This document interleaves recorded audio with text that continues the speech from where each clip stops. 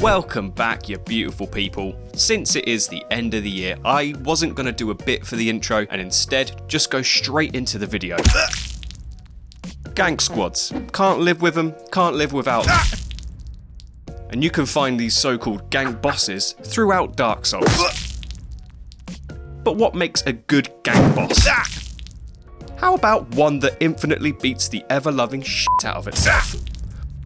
Well, that is where the Abyss Watchers come in.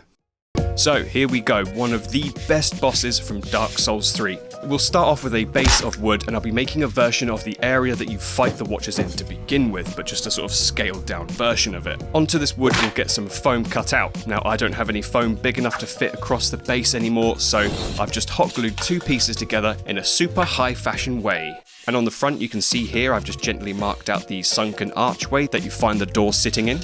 So this wall here will sit at the back, and there's going to be two walls either side, creating this kind of armchair effect, and the Watchers are going to be standing here in the middle. And I have here a little square of foam that I did a rough door shape on, which is going to sit within that archway.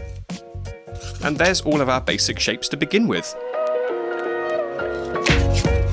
But before we piece it together, I want to elevate these pieces off the ground a bit to create a little step between them, and the easiest way I could do this was just glue together some strips of cardboard to act as just a little step. Now we can just start slashing and hacking into our foam and start taking it from square slabs and turning it into artistic square slabs.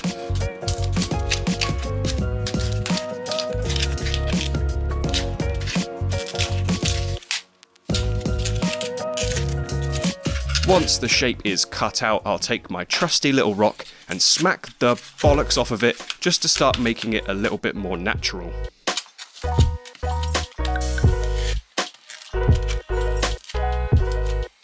Then when we have it rocked up, I'll just take some polyfiller and just spread it across the arch so it can just level out some of this uneven texture and fill in any big gaps that I may have ripped out. Onto the door, and I'll cut out the little shape arch that I made and just whack it with a rock until I'm happy. And then back to slashing away at it in an orderly fashion to create a brick texture on the wall. To make these bricks look a bit more bricky, I'll take a toothpick and just start digging into those lines just to emphasize them a bit more. Then I can take the handle of the knife and just use this to bevel the edges of the bricks so that they don't look quite so sharp and flat, and just a little tippy tappy of the rock to the edges just to tie that all off. Then we can finish off the arch by gluing on some little bricks around it just so we get that nice standing out arch on it.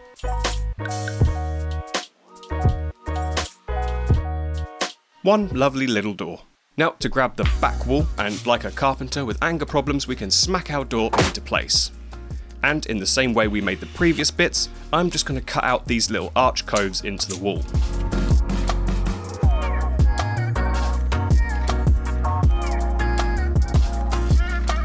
The back wall can now go to one side to dry, and we'll make a start on the floor. So just take a little bit of foam and smack it into tiny little pieces, and these are going to be our floor tiles.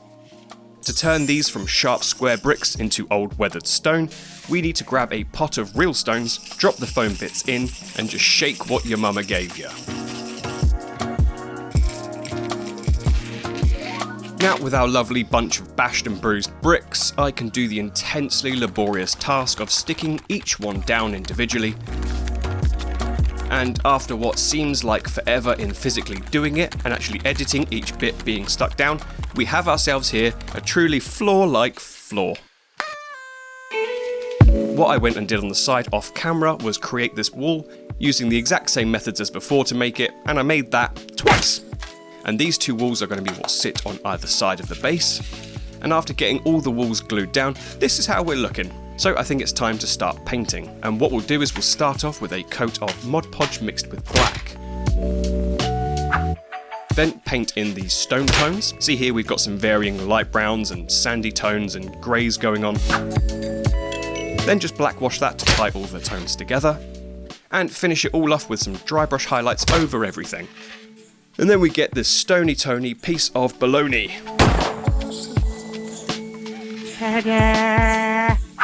To cap off our scene, I printed some candles to put around it, so I'm just going to dot these around, keeping it symmetrical for symmetry reasons, putting them in these little arch nooks and by the door at the back.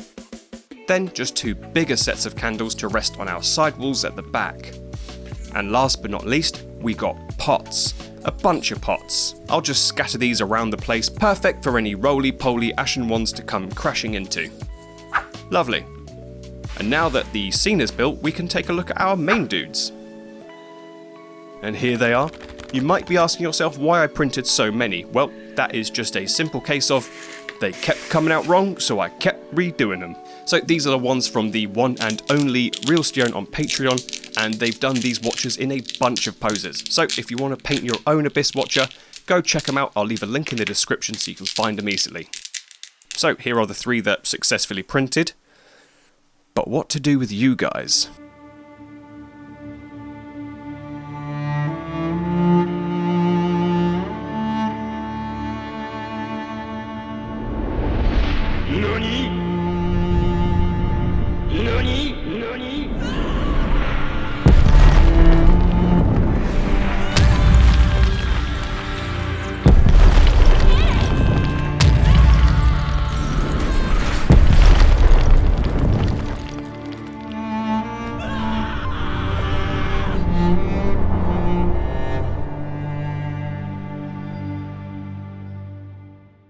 Now for our 3 remaining survivors. I'm going to start painting up these boys, starting with the famous Legion etiquette pose, and then replicate the same method across all of them to save both time and attention spans. Starting off by priming him with some dark grey as I have just run out of black. Then I can begin by coating everything in Citadel contrast paints, starting off with some blood red for the cape. Then some brown leathery tones for his brown leathery pants. And some darker brown leathery tones for his darker brown leathery boots. And then some lovely dark grey for his lovely dark grey top. And the final contrast paint will be some beige brown for the wrist wraps on the arm holding the sword. And there's a basic base paint job, so let's finish it off with some metallics. I have a few of these to paint and I can already tell that NMM will melt my brain too much, so what we're going to do is go with the TMM approach and start off by basing our metallics with a dark iron tone. These will go over all the little parts which haven't been painted, which are the weapons, the helmet, the armour and the knee pads. And there's a basic job done. If you were so inclined, you could just leave it there, but I'm not so inclined, so I'm going to keep going. So I'll start off by building up some highlights onto everything, beginning with the cape and using thinned down bright red tones, popping them onto the raised up edges, just making sure the paint is nice and thinned out so that we can build up more and more tones on top of it. And basically do that on top of all the contrast tones with their respective brighter tones. So lighter browns and sandy tones will go onto the leather parts of the model, and then different sandy and beigey tones will go onto the wraps on the arm, and then varying darker and lighter greys onto the torso. Then with a few different layers of brighter and brighter highlights, making each layer smaller and more concentrated within the previous highlight, we'll start to get a nice build-up of contrast. When that's all done, we can grab some darker tones and start beefing out our shadows in the deeper recesses to split it out from the brighter tones. And that's pretty much the process, and I'll just do that across the rest of the model, and then we'll be good to go into the little details. Speaking of which, I'm going to paint in all the straps and belts on the body in the same way that I painted the other leather parts previously. And once that's done, I'll get some bright metallic colour and just tickle it onto all the buckles. Now we can finish off by doing the metallics. I'll pop some coppery tones on top of the iron base to give us a bit of that rusty kind of feel, then slap on a layer of Nuln Oil over all of that to give us some nice dark contrast and glossiness. Once the oil has dried, I'm just working my way up through the brighter metallic paints I have, using a mixture of cold blue metals and bright shimmery steels to slowly bring those highlights out, much like we did with the other parts of the model. And there we go, one lovely little Abyss Watcher. Now this single one took a good couple of hours to do, but what took even longer was doing it not once, not even twice, not even 3 times, but to all the broken parts that I smacked the shit out of earlier in the video. So, now we have them all done, time to get them all stuck in place. So I decided to keep and paint all of the broken parts to use as kind of this sort of battle royale vibe in the arena where we have the 3 main dudes. And my idea is to have lots of scattered body parts and limbs around as if they had all just been hacked to pieces. Now, I wasn't sure if the Abyss Watchers did actually bleed, but I think it would look pretty cool if I made a big gory mess within these body parts. So what I'll do is I'll take some Uhu glue, which is some super sticky, tacky glue, and I'll mix some red paint into it, and then we'll get this horrible, stringy, stretchy blood effect that I can just start splatting and splodging over all of the bodies, pulling the string around to create this thick, stringy blood effect.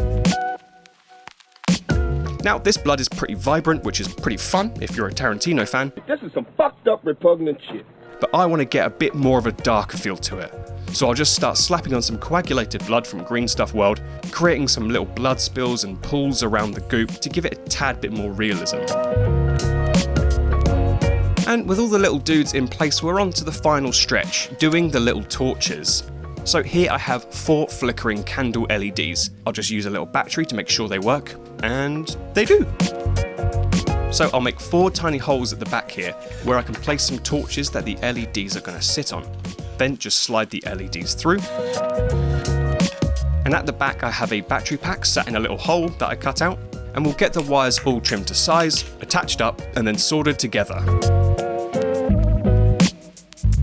A little bit of heat shrink tubing over them and they're all good to go.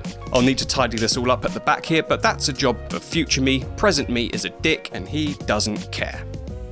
I printed this little doohickey, which is a cute little wall torch that I got off of Thingiverse, and I painted it with some dark metallic paints, and I did that 4 times. Now with our 4 little torches, I'll just get them glued up underneath the LEDs, and a quick little test to see how they look. Very flickery. To finish off, I'm going to create some flames to sit on the LEDs. I decided to do a test on some cardboard to get the technique down. So with a hot glue gun, I'm basically shaping out a blob of glue into a shape that somewhat resembles fire.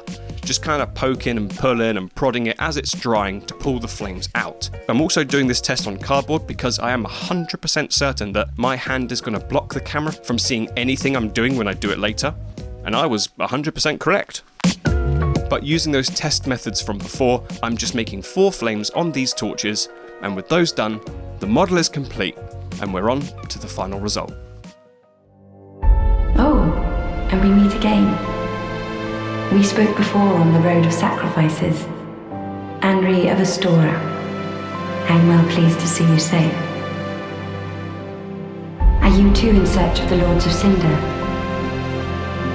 Beyond the flooded woods lies Farron Keep, home of the Undead Legion. We seek the cathedral, home of the Grim Aldrich. We may go our separate ways now, but we are both seekers of lords.